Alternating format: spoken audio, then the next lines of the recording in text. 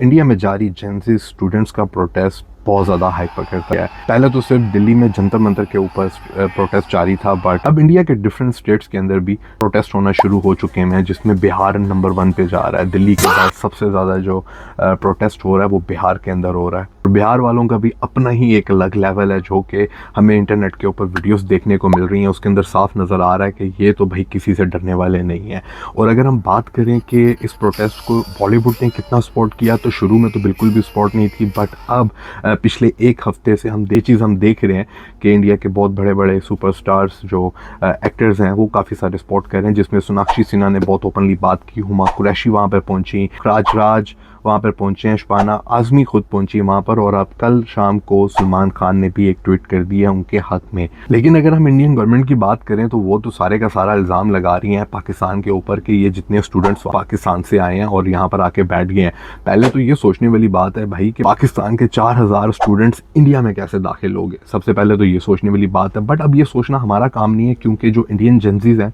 वो ऑलरेडी ये सब कुछ जान चुके हैं कि उनकी गवर्नमेंट उनके साथ क्या कर रही है या उनका मीडिया उनके साथ क्या कर रही है। अगर हम बात करें पाकिस्तान की, तो पाकिस्तान खुल के सपोर्ट कर रहा है सिर्फ इंटरनेट के ऊपर, लेकिन इंडियन गवर्नमेंट की तरफ से ये कहा जा रहा है कि जितने भी प्रोटेस्टर हैं इनको पाकिस्तान की तरफ से सपोर्ट जा रही है, फाइनेंशियल सपोर्ट की जा रही है पाकिस्तान की तरफ से। तो भाई ये चीज़ मैं आपको यहीं पे क्लियर कर देता हूँ कि पाकिस्तानी सिर्फ आपको मॉरल सपोर्ट दे सकते हैं, फाइनेंशियल सपोर्ट का हमारे से कोई आपने लेना देना नहीं है हमारा आपके साथ, क्योंकि पाकिस्तान के अंदर जो पेट्रोल की प्राइसेस हैं वो सब्जी की तरह डेली बेसिस के ऊपर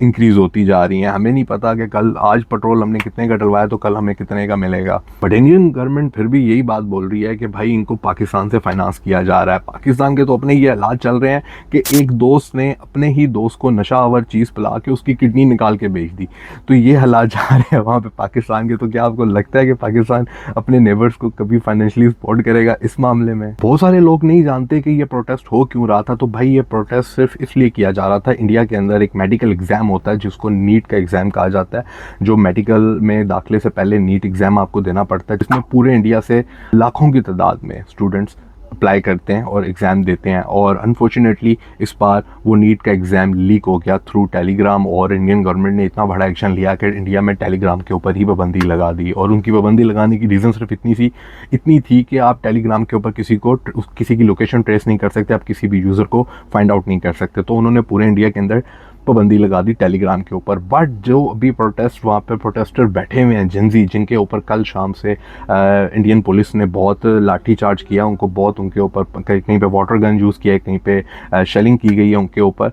उनकी सिर्फ अभी तक एक ही डिमांड है कि जो उनके एजुकेशन मिनिस्टर हैं हमें सिर्फ उसका इस्तीफ़ा चाहिए। सो आई डोंट थिंक सो कि ये कोई इतना बड़ा इशू था जिसको इंडियन गवर्नमेंट सॉल्व नहीं कर पा रही थी, बट ये देखते ही देखते मोदी गवर्नमेंट के लिए बहुत बड़ा इशू बनता जा रहा है ये, क्योंकि सिर्फ अब दिल्ली के जेंजी नहीं, पूरे इंडिया के जेंजीज इस प्रोटेस्ट के अंदर शामिल होते जा रहे हैं, और हर स्टूडेंट अपनी अपनी स्टेट के अंदर अपना हक अदा कर रहा है। आपको क्या लगता है कि क्या इंडियन जेंजीज का ये प्रोटेस्ट रंग ले आएगा, क्या एजुकेशन मिनिस्टर इस्तीफ़ा दे देगा या नहीं देगा? इस बारे में आपकी क्या राय, आपने मुझे कमेंट सेक्शन में लास्ट में बताना है।